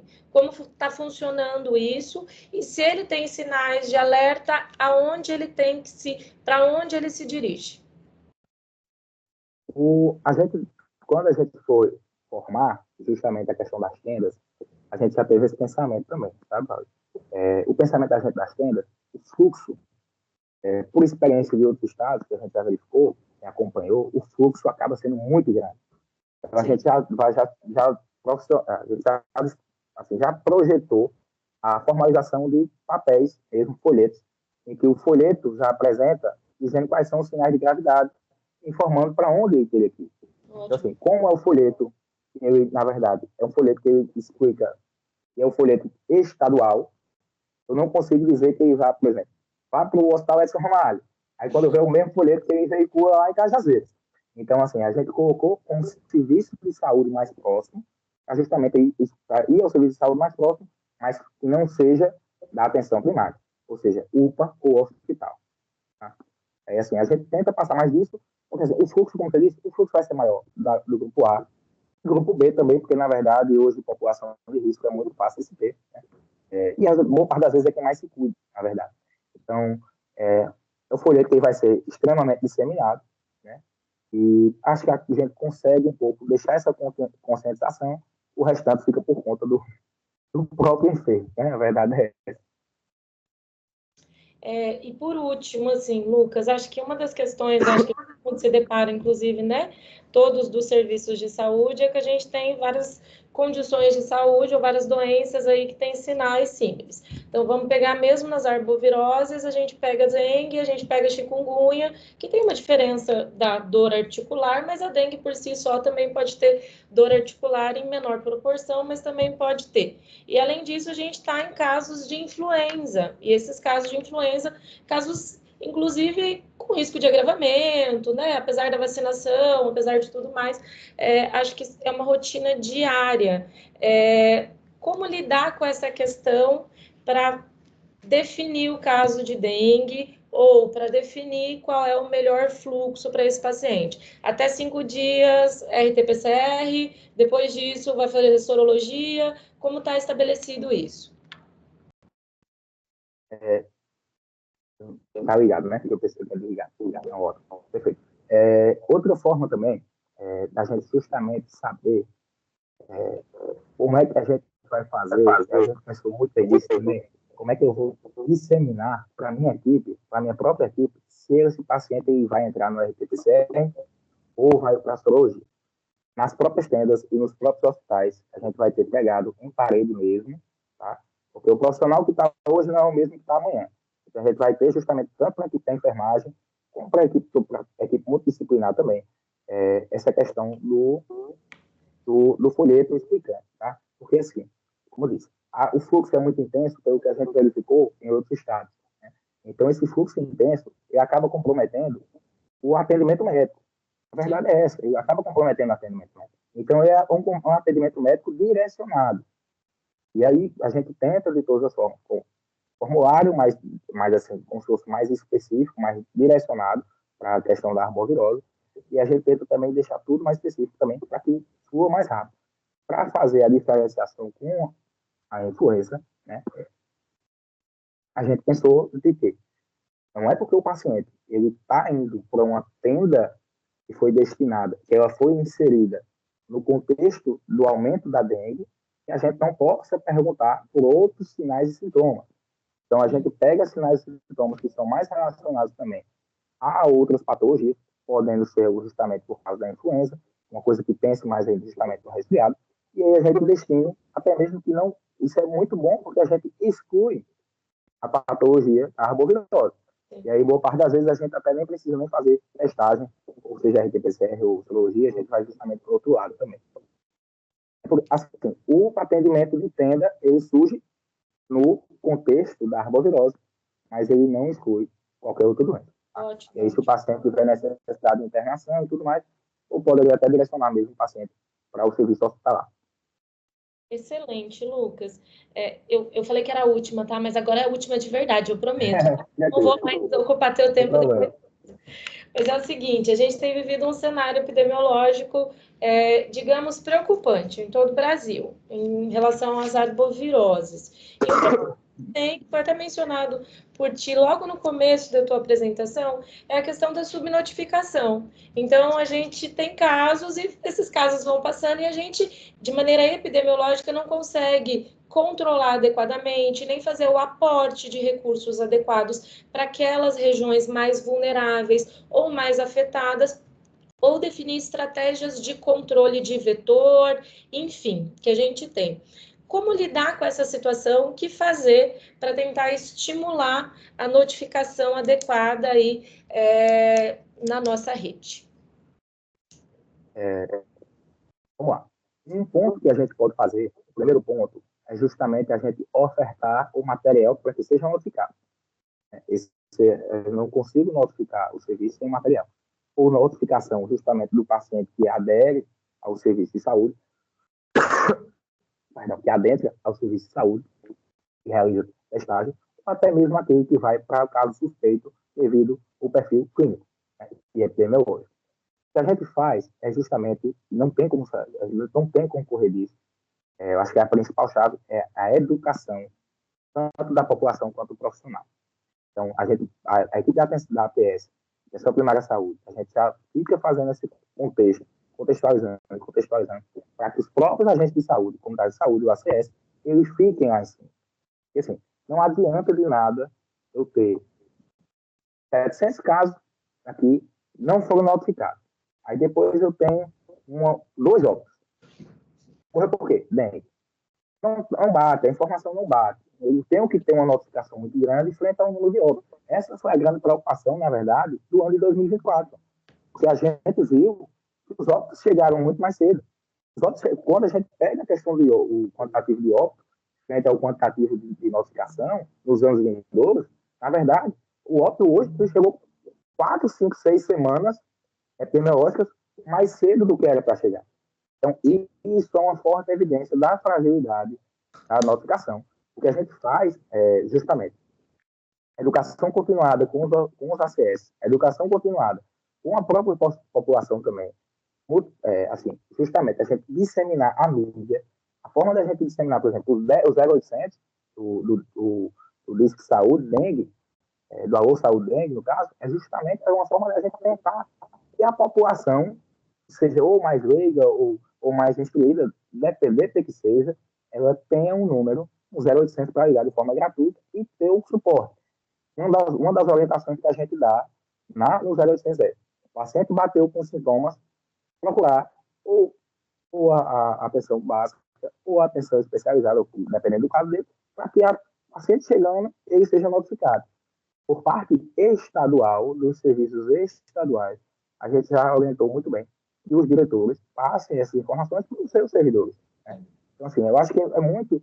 Nós vivemos num país onde a educação, a gente não tem assim, a gente não tem aquele modus operandi de educação continuada. A gente, na verdade, a gente faz a educação emergenciada. A gente chega no mês de fevereiro, a gente emergencia todo mundo para saber de síndrome respiratória. Chega no mês de março, a gente vai começar a emergenciar todo mundo para saber de dengue. Chega ao final do ano, a gente volta outra coisa no meio. Então, assim, a gente não continua. A gente vê a educação, na verdade, ela não dura mais que 2, 3 meses. A própria educação, na época do Covid, ela durou um pouquinho mais, mas ela não durou o tempo todo de pandemia mesmo, digamos dizer. Ela veio muito, muito forte no início e depois também, puxando, a gente pode puxar até os pontos aí de ter limite e tudo, mas ela foi perdendo um pouco da força com o tempo. Então, acho que assim, isso é muito, não só do nosso estado, mas do nosso país. A gente tenta lutar contra isso. Eu acho que escola de saúde pública é o nome que já diz tudo. Né? Então, assim, é uma escola para justamente tentar a educação continuada. E eu acho que é isso que vem fazendo também com o próprio pessoal, tanto do grupo da residência, né, mas de forma geral também. Lucas, eu queria te agradecer imensamente, dizer que você, né, abrilhantou aqui a nossa tarde, acho que acalmou muito os meninos. Para quem está chegando agora, Acho que a sua aula foi super esclarecedora, parabéns, assim, de verdade, né? Até como docente acho que você foi bem didático mesmo no que precisa, e acho que os meninos agora estão se sentindo mais confortáveis para estarem atuando nesse sentido. Eu vou te dar um até logo, viu? Não é um tchau, porque eu ainda vou precisar de você, até porque Não, daqui a pode perturbar. eu vou. Felizmente para vocês, infelizmente para mim, felizmente para vocês, infelizmente para mim, eu não tenho sossego. Eu trabalho 24 horas por dia, 7 dias da semana. Isso é bom para vocês. Para mim é péssimo, mas eu não tenho opção. Então, estou à disposição, viu? Não se preocupe não, agradeço mais o convite e a oportunidade, tá? E, e vamos juntos aí nessa mais uma etapa e a gente realmente expandir o projeto da saúde, né? O objetivo da gente sempre é o usuário, tá? Não tem outro objetivo não, tá certo? Muito obrigada, Lucas. Obrigada por estar com a gente, obrigada, né, pela sua disposição. E é isso, a gente ainda vai precisar muito de ti. Obrigada. Boa tarde. Obrigado. Boa tarde, gente.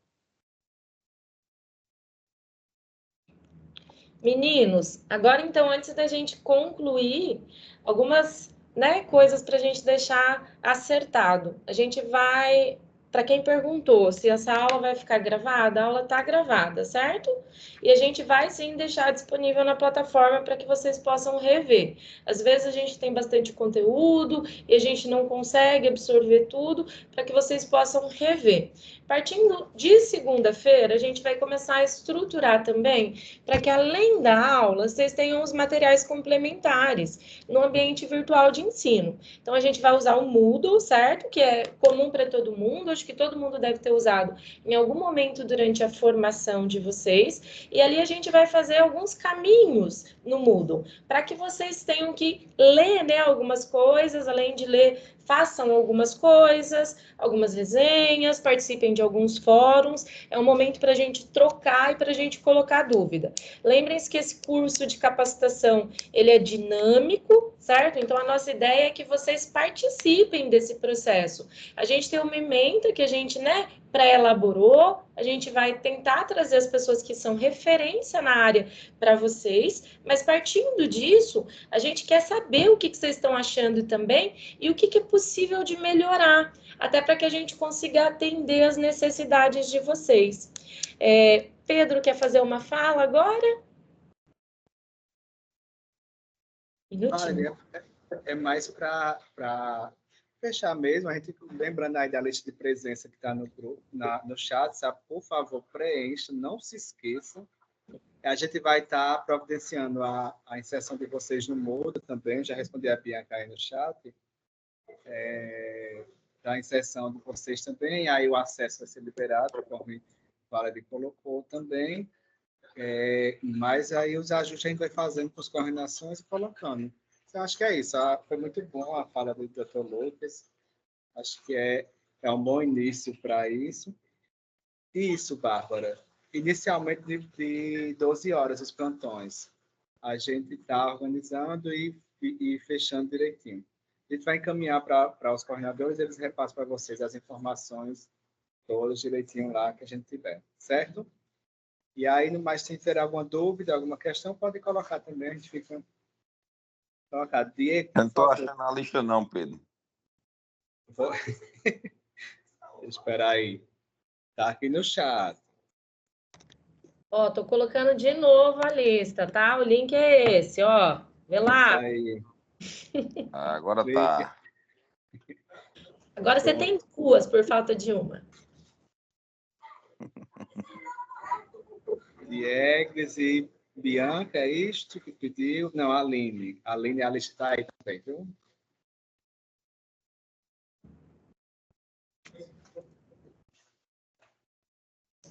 Acho que é isso, Valerie. É isso, gente. Acho que para esse momento era isso que a gente programou. Na sequência, aguardem as informações, vocês vão ser cadastrados no Moodle e nós vamos nos comunicando diretamente com vocês. Obrigada pela participação de todos, né? Nessa tarde tão rica de trocas aí. Obrigado, pessoal. As R1 sejam mais uma vez bem-vindos, bem-vindas à Escola de Saúde Pública. justificando a ausência de Vanessa, ela vinha participar, mas a gente não conseguiu. Ela não tinha outra agenda, não conseguiu, mas nos próximos ela vai se fazer presente. E aí a gente vai contando com vocês e vamos... R1, descansem, que segunda-feira começa de fato. Começa os outros R2 e R3 já estão acostumados. Bom final de semana a todos, pessoal. Até mais. Pedro, Oi. eu não estou conseguindo entrar no chat, tá dando erro. Eu não vi o link, nem consigo mandar mensagem. O Enia, né? Alguém consegue passar para o Enia o link?